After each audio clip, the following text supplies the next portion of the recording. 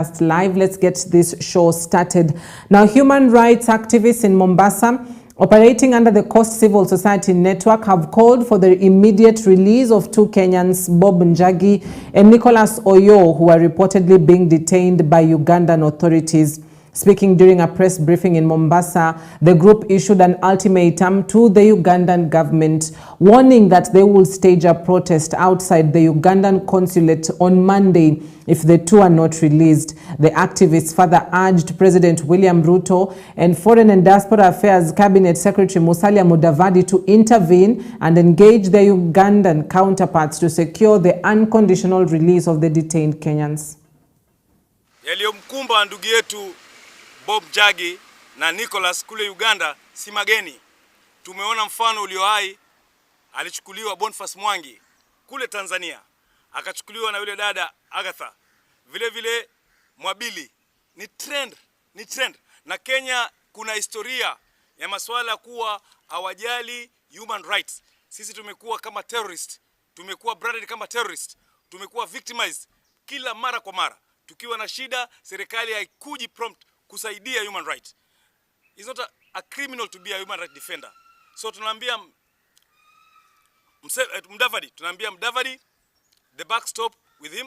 Tunaambia bunge letu la Kenya, they must intervene. Issue this urgent and firm statement demanding the immediate and unconditional release of Bob Njagi and Nicholas Oyo, two Kenyans, citizens and human rights defenders who have been abducted and lawfully detained and held in Ugandan military facility. This shameful act by Ugandan authorities follows a disturbing regional trend of suppressing activists and human rights defenders across East Africa. Recently, the Tanzanian government abducted and tortured Boniface Mwangi in Kenya and Agatha, Uganda, later dumping them near the Kenya-Tanzania and Kenya-Uganda border. Now, Uganda is repeating the same blatant abuse of power against fellow East African comrades.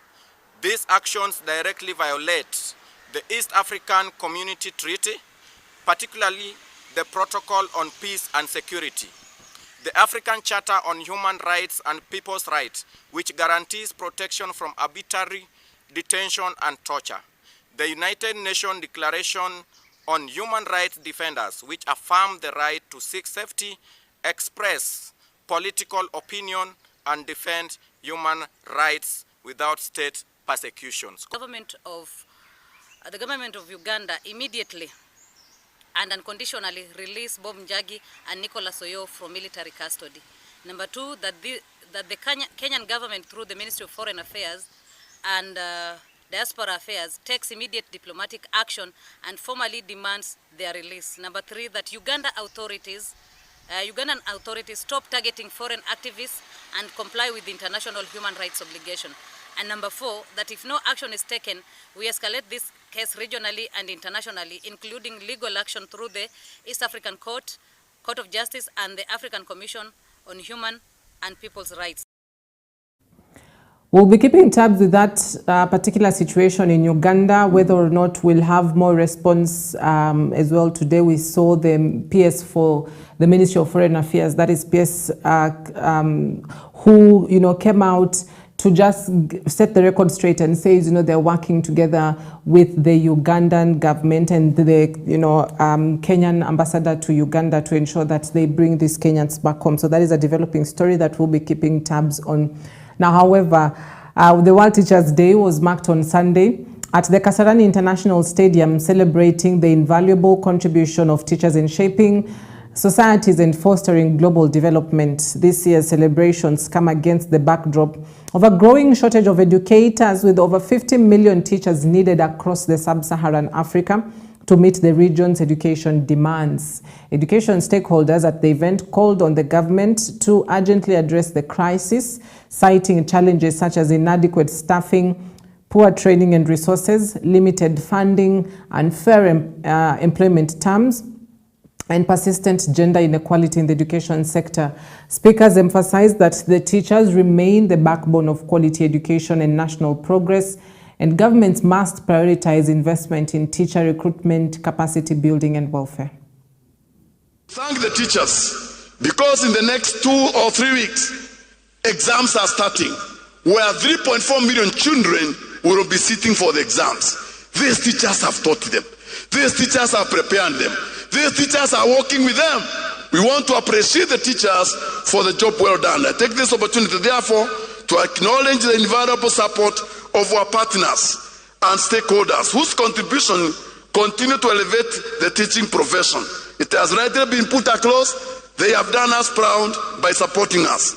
It is this partnership that has exemplified the power of cross-sectional collaboration in advancing educational excellence and social transformation. As a commission, we have adopted a people-centric approach as we serve Kenyan teachers. Ladies and gentlemen, as we mark this day, let us reaffirm our collective commitment to recasting teaching as a collaborative profession, one that thrives on shared purpose, mutual respect, and continuous learning. Let us invest in our professional development, promote inclusive dialogue, build systems, and empower our teachers to lead, innovate, and inspire. To every teacher across this country and beyond, we salute you because you are the light of our Kenyan nation. 4 people have died following a cholera outbreak in Transmara, Narok County. Health officials have confirmed that at least 35 others have been hospitalized as efforts to contain the disease intensify. Speaking while distributing medical supplies and equipment to help manage the outbreak, Narok County Chief Officer for Health Lucy Kashu said cases have been reported in Transmara West and South sub-counties, particularly in Shankoi and Dolgorion wards. According to health authorities, the first cases were recorded on September 29th at the Transmara West Hospital. The county government has since deployed health officers to conduct public awareness campaigns and implement emergency response measures to prevent further spread. Naendelea kuhimiza community zetu kwa hizo wodi 3 waendelee kuimarisha afya katika jamii zao kwa kubaki wasafi wakati wowote, kunawa mikono, na hata wakiwa wagonjwa waweze kwenda hospitali ili waweze kupata matibabu. Kusaidia wale ambao wameathirika na wako kwa wards, kwa madawa na yale kemikali ambayo yanahitajika. Former Interior Cabinet Secretary Dr. Fred Matiang'i has expressed concern over the low turnout in the ongoing continuous voter registration exercise, urging Kenyans to take advantage of the opportunity to register early ahead of the 2027 polls. Speaking on Sunday morning during a youth mentorship session at the Lavington SDA Church, Matiang'i emphasized the importance of civic participation, noting that voter registration is a key step towards shaping the country's future leadership. He particularly called on the youth who have been vocal about the need for leadership change to translate their passion into action by ensuring they are registered to vote. I was saddened to see yesterday the figures of voter registration across the country. I mean, I don't know about you guys, but you know, sometimes you feel so pained. The process of registering voters has begun. A whole county, the whole week has registered only 10 people. A whole county, 10 people. And the exercise of going to register is actually standing up from here and going there to the registration center with your ID card and registering. In some parts of the country, people will say, wale ambao wanataka kura, let them come waniongeleshe vizuri. That's how we are going to remain where we are forever. Because you don't take your responsibility and then stand up and say, it is my duty. National Assembly Speaker Moses Wetangula has urged Kenyans to ignore what he termed as a desperate opposition campaign aimed at discrediting President William Ruto's administration and derailing its transformative agenda. Speaking at Mukodhima Primary School in Tharaka constituency during a women's empowerment drive hosted by area Member of Parliament George Murugara, Wetangula praised the government's development record, citing major progress in housing, road construction and health reforms under the Social Health Authority. He lauded the government's economic management, noting that the strengthening of the Kenyan shilling from 160 to 128 shillings to the dollar was evidence of sound leadership. Hatusemi tu two-term kwa sababu tunataka kufurahisha rais wetu. Tuna sababu yeye ameingia kwa serikali ikiwa nchi iko hali mbaya.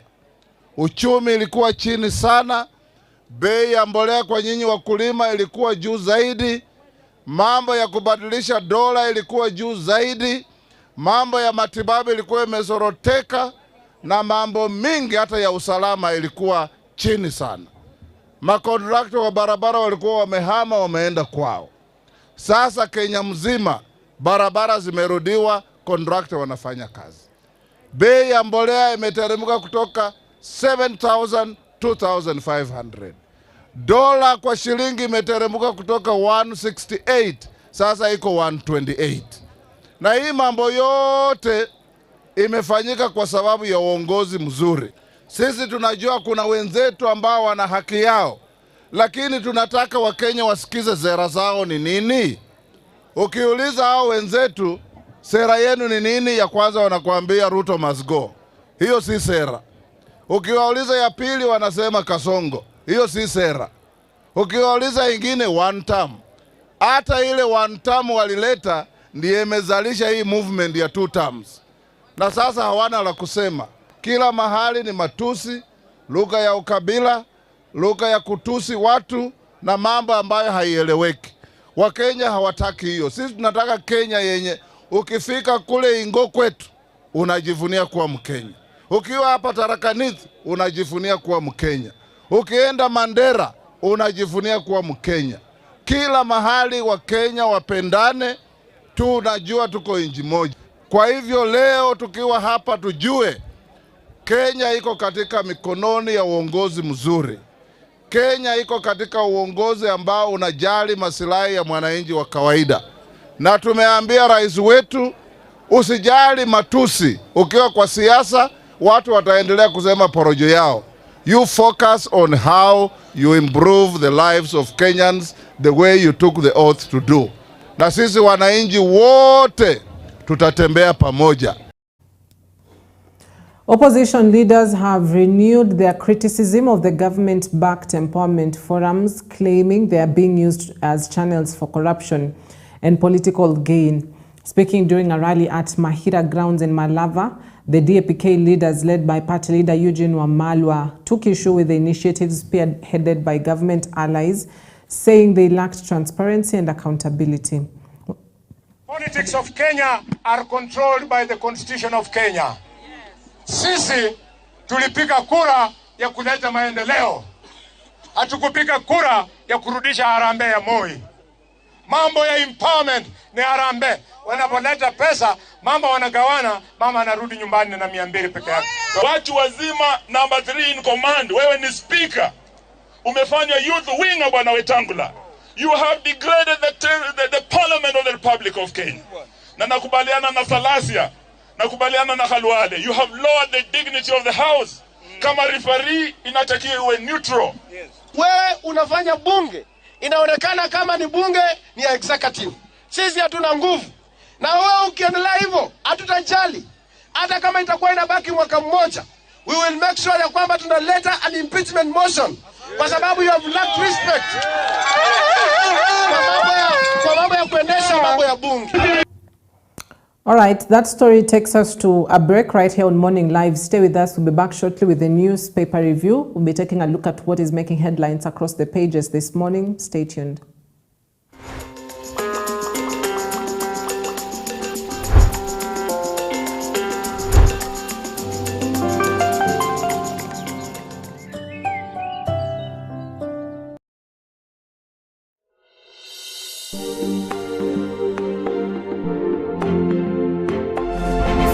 You are watching EBN TV, transforming your world.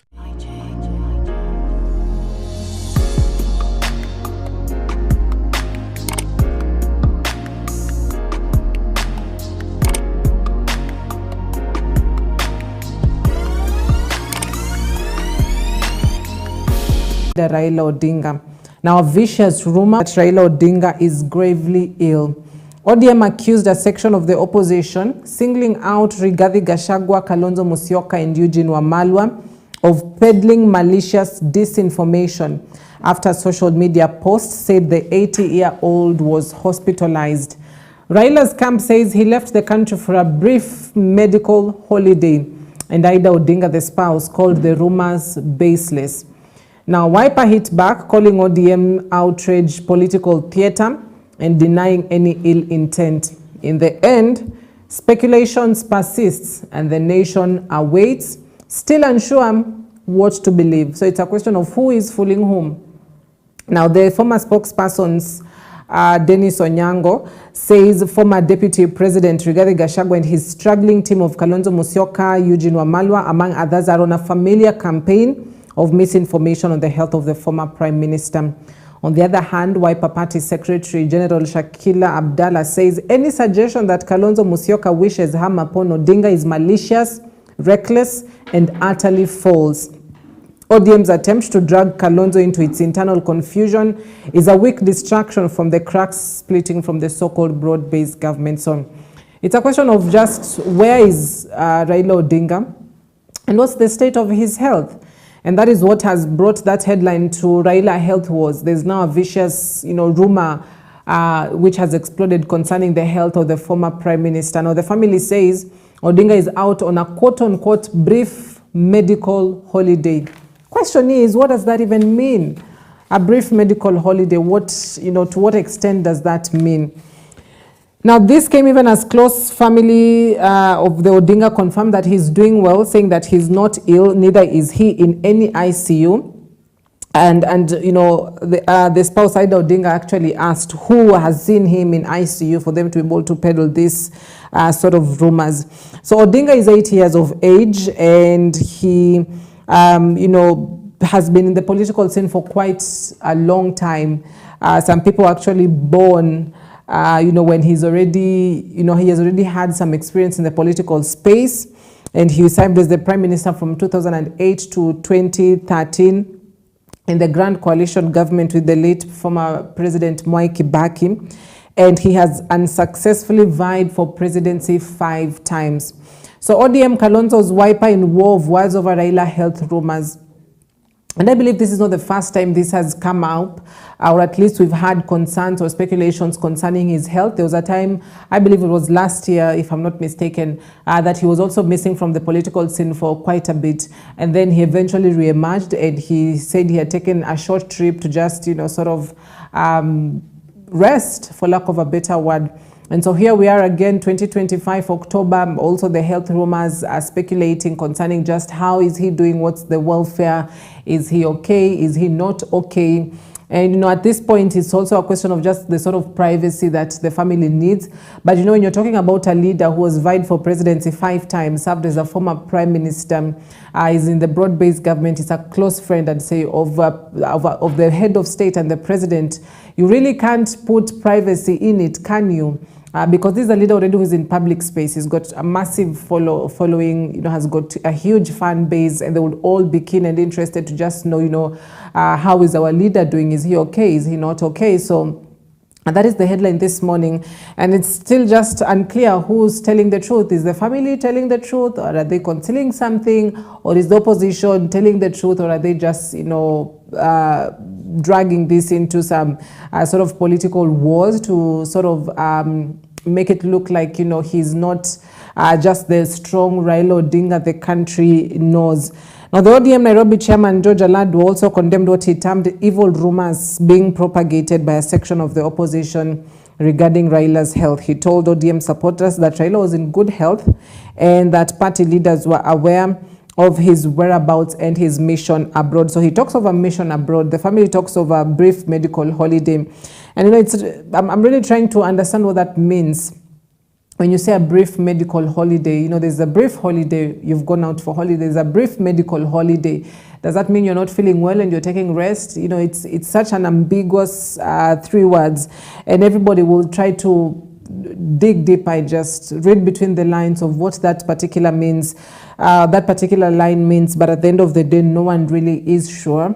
unless an official statement comes out from the family or from close allies concerning his health. Now, some have also described this as a weak distraction, with Wipers SG Senator Shakila Abdallah terming ODM's accusation amounting to political theatre. The ODM had accused, the opposition of propaganda, so she terms this as political theatre. She described the statements as a desperate move from a once respected movement that has lost its moral compass and political relevance. So that is the headline this morning. We have to just wait and see what happens, but there's also the aspect of when the health of political leaders is a public matter. And so that brings me as well to the point, this is an individual, has got his own family. Obviously, they'd love to keep some things private. There are things which are not in the public eye.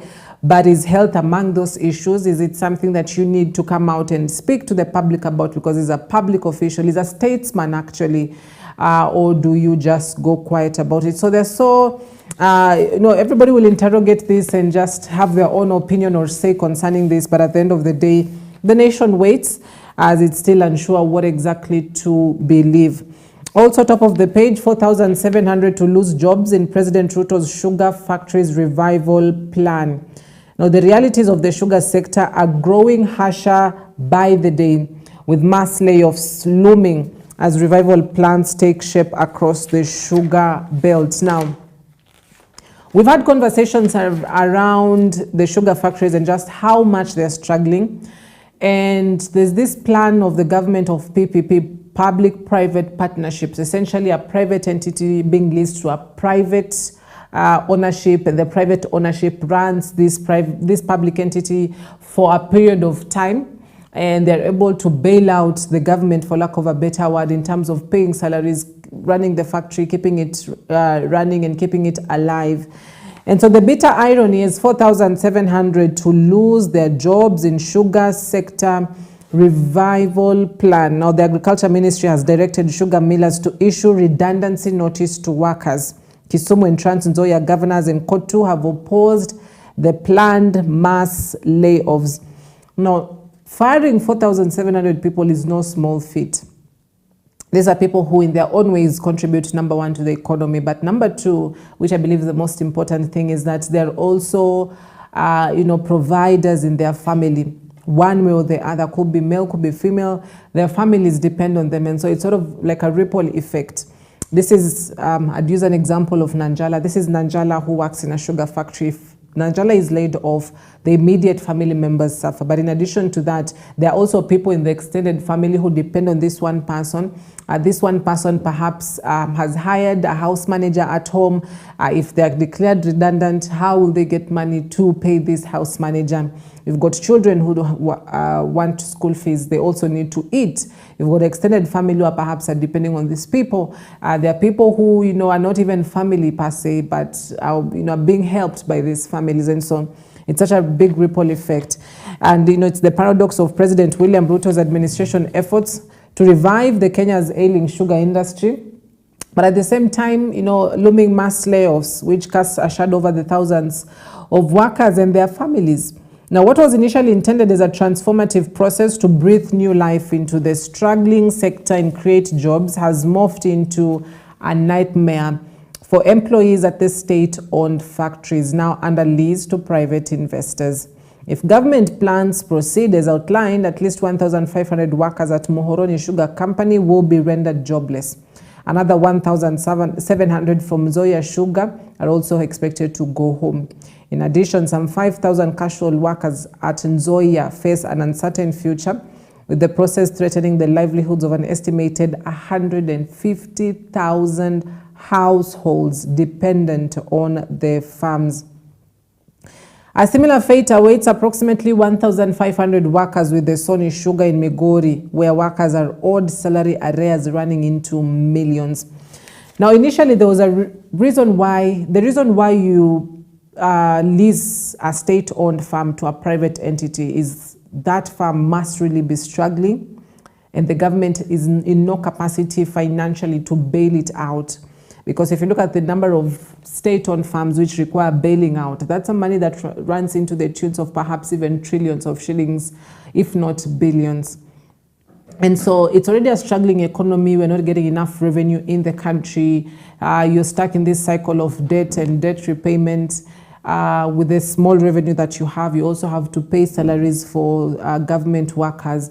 And so it's not really in the capacity to be able to bail out every single farm. And that is why there's that option of talking about private investors. Essentially, private investors also are regulated and have to fall through a certain category. They have to meet a certain threshold. And so you lease this farm because as government, you're not able to bail it out. So private factories or private investors should bail it out. So if, for the case of the sugar sector, this, you're bailing it out to be able to keep this company running, but at the same time, keep people at work. But that is not happening. So that means there's a disconnect somewhere, because the private investors, they don't necessarily guarantee that every single worker will remain at work, but they should be able to provide some cushioning to these people so that you're not able to fire 1,500 workers from a single factory, talk about 1,700 from another, 1,500 from another, 5,000 other casual workers. But it's also a question of how much damage was already in place, and that the private investors are coming in and say, okay, we can help bail this company out. But this is also another, I'd say, move that, or plan that has to be done, the redundancy part of it. So it's a bitter irony. And like I've said, there has to be a disconnect somewhere in between. Something is just not working right that would push many of these people out, putting in mind also that they're still owed millions of money of delayed salaries and unpaid salaries. So the process of job creation has hit a snag after the COTU, that is the Central Organization of Trade Union, declined an invitation to participate in a commitment to oversee the redundancy process. COTU, in a letter dated 3rd October, rejected the Labour Ministry's invitation, criticizing it for presiding over job losses rather than championing employment creation. So the future remains uncertain for some of these people, despite the fact that the governors of Kisumu and Trans Nzoia have opposed this massive redundancy or job layoff. So that's the headline as well on top of the page. But in addition, I'd love to touch on also something else that has made it to the headline. Let me just find it. On Kindiki, Mudavadi faced 2027 litmus test in Mbeere and Malava elections. Now, Deputy President Kithure Kindiki and Prime CS are some of the leaders from these regions. For instance, Mbeere North is in Embu County. Kindiki is a native of Embu County. Malava is in Kakamega. Now, Mudavadi is not precisely from Kakamega County, it's from Vihiga County, but this is within the larger Western region, a region that he should largely be in control of. After all, he's been terming himself the kingpin of the Luya community. Arguably, varying opinions may come in concerning this. However, this would be a huge litmus test for them, because, if you're going to talk about winning 2027, you should at least win in your region, right? Remember, Mudavadi folded his own party, ANC party, to join UDA party. So he's pushing a UDA outfit in Kakamega County, and most likely the larger Western region. Question is, does he still have what it takes to win this region? I'll take an example out of 2022. The only Western county that went in favor of UDA party was Bungoma County.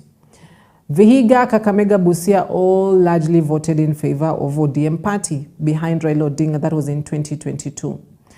And so going by those statistics, that means in 2022, he didn't have the grip on this region as he should have, putting in mind that he was vying or he was, pushing a different candidate compared to what he did in 2017, what he did in 2013. And so here we are with another by-elections ahead, which will be a huge litmus test for these two leaders, and especially for Kithure Kindiki, because remember, he wasn't the favorite to win the appointment to being running mate in 2022. That was to Rigathi Gachagua. Yes, he was a senator before, and then, he didn't go for the senatorial seat. He went in and he would, just championing for Ruto, and he got this CS Interior job just before he became the deputy president. And so if you're going to still have a voice come 2027 on whether or not you still should be the running mate to President William Ruto, prove that you can get the numbers out from your region, and not just out, and out to vote for the party that, or the outfit that you're standing for. Now, many would argue that he's not a great mobilizer compared to Rigathi Gachagua. And, you know, as we speak right now, you've got the competition of DCP party of Rigathi Gachagua. It's a question of will it hold and will it conquer and emerge victorious compared to the DCP outfit, you know, or the DP outfit as well, the Democratic Party of Justin Muturi, which has been backed by DCP. So this is a huge litmus test on where does the Mount Kenya stand at this particular point. Will it stand behind Rigathi Gachagua, or will it stand behind the now Deputy President Kithure Kindiki? Does he have the muscle to pull this off? And it's not just about, do you have the support of the head of state? Obviously, he does have the support. They may have support to resources in terms of campaigning for these positions. But if you listen to some of the guests I've had to this studio, it's not you choosing the Mount Kenya people. The Mount Kenya people have to choose you. They have to believe that this is the way we have to go. Has he proved that that is the way? The government is the way. So that is the biggest litmus test there is. Now, some of the leaders have argued, at least analysts on the newspapers, that should Kindiki fail to deliver the Mbere seat, this could give President Ruto reason to consider replacing him in the 2027 campaign. Now, here's also another bit or aspect to look at it. This was not a deputy president who was elected by the people. This is a deputy president who was appointed. The reason I'm saying this is because Rigathi Gachagua was appointed, yes, as a running mate, but he was out there mobilizing people with the president, working together, you know, campaigning together, and so they were elected as a team. Now, as he was impeached, Kithure Kindiki was appointed, you know, he was handpicked and appointed. He necessarily didn't have to, you know, the Constitution doesn't give us that loophole to say, let's go back to the elections and let's see if we can have these two leaders in place. No. He's an appointed deputy president. And that is where there's a huge, you know, factor as well. If in 2022 he was to be chosen to be the running mate, would they have won that election? Ruto and Kindiki, would they have won that election in 2022 if, you know, Rigathi Gachagua wasn't, you know, the running mate back then? And so he's an appointed deputy president. So he has to prove that I'm not just a mere political appointee. I can deliver numbers. I can deliver this region. I can mobilize. I can get people out. This is my support base. These are my people. This is how they're going to vote for me. And so that is a huge litmus test ahead, come in the next few weeks ahead of the by-elections. Now, the Mbere North by-election set for November 27th follows the appointment of Ruko as CS. He succeeded Muturi, who decamped to the opposition, citing concerns over corruption, abductions by police, and human rights violations in Western Kenya. Mudavadi is also facing a political litmus test in the Malava constituency seat, where internal divisions threaten to cost the seat. While ODM has historically performed well in the region, the rise of Trans Nzoia Governor George Natembeya under the Tawe movement is reshaping Western politics. ODM suffered a blow this week when their preferred candidate for the Kisa Eastward by-election rejected the nomination and returned to DAPK, despite earlier defecting with fanfare at Chungwa House. So, same situation applies. Now, Malala factor back in Malava, Mudavadi is banking on a DCP candidate sponsored by Deputy Party Leader Cleophas Malala to divide the opposition vote. And like in Mbere, where Gachagua stepped aside to allow Muturi's DP to field a candidate, Malala has insisted on flying the DCP flag. The former Kakamega senator is reportedly trying to assert himself as the face of the opposition in the county. However, Natembeya criticized the move, arguing that the opposition should have rallied behind DAPK candidate Seth Panyako of the Kenya National Union of Nurses. So the by-elections are in a few weeks to come. The campaign period, according to the ABC timeline, should begin this month. I believe, this first week of this month. But of course, this is Kenya. The campaigns are already in gear, in top gear, but you're likely to see more of that in the coming weeks. And analysts will weigh in on just what's the future of these by-elections. And I always refer back to 2022, I believe, early 2022, if I'm not wrong, or 2021, where we had the Kiamba by-elections. Now, at that time, UDA had just come out, just like DCP has come out. They were trying to woo people to join UDA party. We had leaders who had now cemented their voice within the UDA party. Interestingly, UDA won the Kiamba by-elections, ousting Jubilee Party, which had largely been a Mount Kenya party, or a party that had also, been that of a sitting head of state. And so UDA winning that sort of foreshadowed on just what the future polls would look like. So it's a question on if DCP wins some of these races right now, does that foreshadow anything in 2027? And if they lose and UDA wins, does that as well foreshadow something in the 2027 polls? So a day is long in politics. We'll have to wait and see. All right, let's now go to the Daily Nation newspaper. Revealed driving school scandal. An investigation into anonymous emails alleging a bribery scheme has rocked the NTSA, the whistleblower accounts coming shortly after NTSA had unearthed a racketeering ring through which driving schools bribe examiners for learners to pass tests, compromising road safety. So the driving schools scandal, probe on NTSA staff over whistleblower bribery racket claim. Essentially what this whistleblower says is schools, for instance, driving school B, right, has got 30 learners. They went through a rigorous driving lesson. So it comes to the testing part. NTSA does the tests. You go to NTSA, when you get there, the learners, pay a certain amount of money through the school. And this school takes this money to whoever is supposed to examine these candidates. And so you find that they could be hugely incompetent driver learners, but they've passed exams because they paid out some amount of money. And what does that result to? People who are incompetent drivers on the road, driving matatus, driving cars, compromising the safety of not just themselves, but also of people around them. And so 2 anonymous emails sent to the NTSA inbox in April and July allege that a deputy director was involved in a bribery racket, minting millions from learners in driving schools. 3 months after the second email, the DCI is in advanced stages of a probe with suspects expected to be charged soon. But not suspected racketeers demanding money from learners in return for driving licenses. Rather, 3 NTSA staffers accused of being behind the emails. The 3 have in their statements, the DCI denied any involvement in the emails, instead arguing that their supervisor, the Deputy Director Wilson Tuigong, has maliciously instigated the charges based on historical disputes at their Upper Hill working place.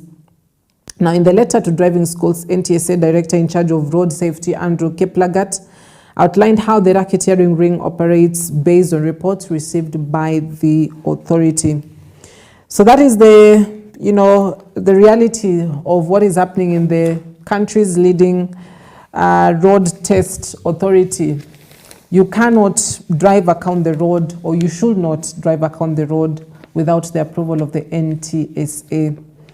You also cannot drive cars without them being inspected by the NTSA. They are in charge of, the transport of the country and the safety. In fact, just from the name of it, the National Transport and Safety Authority.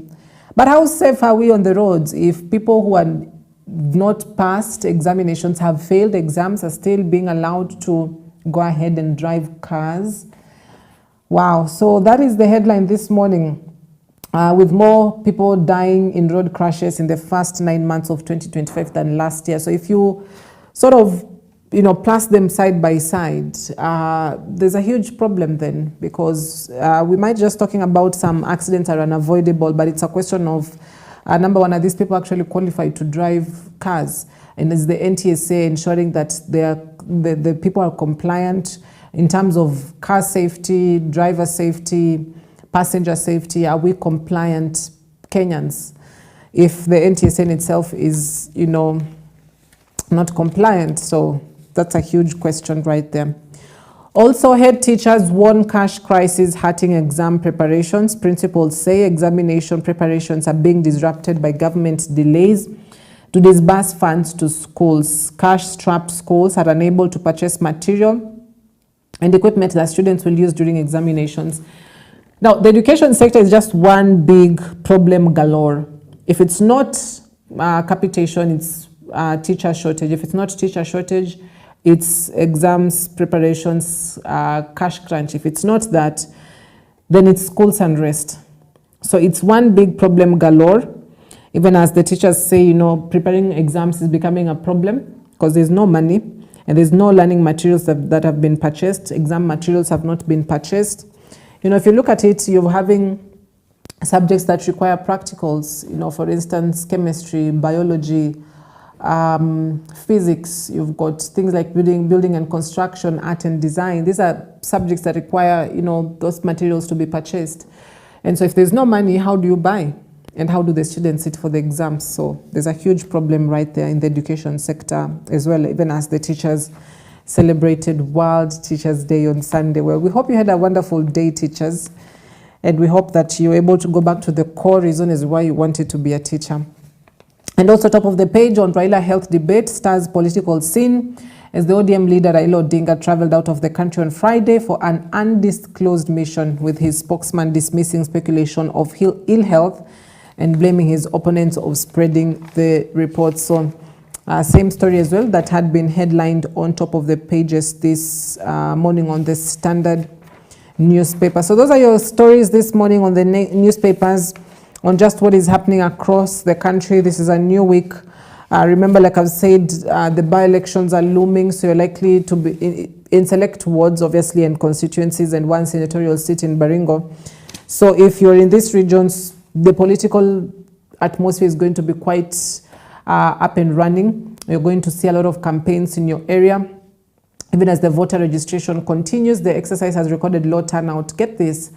In some of the regions, they recorded as low as just one voter turning out to register.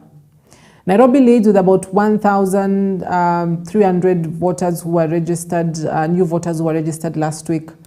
Quite dismal performance and dismal turnout. And this exercise is not ending anytime soon. It's going to run all the way to 8 months just before the election. So if you do your math, it should be ending around end of 2026, December.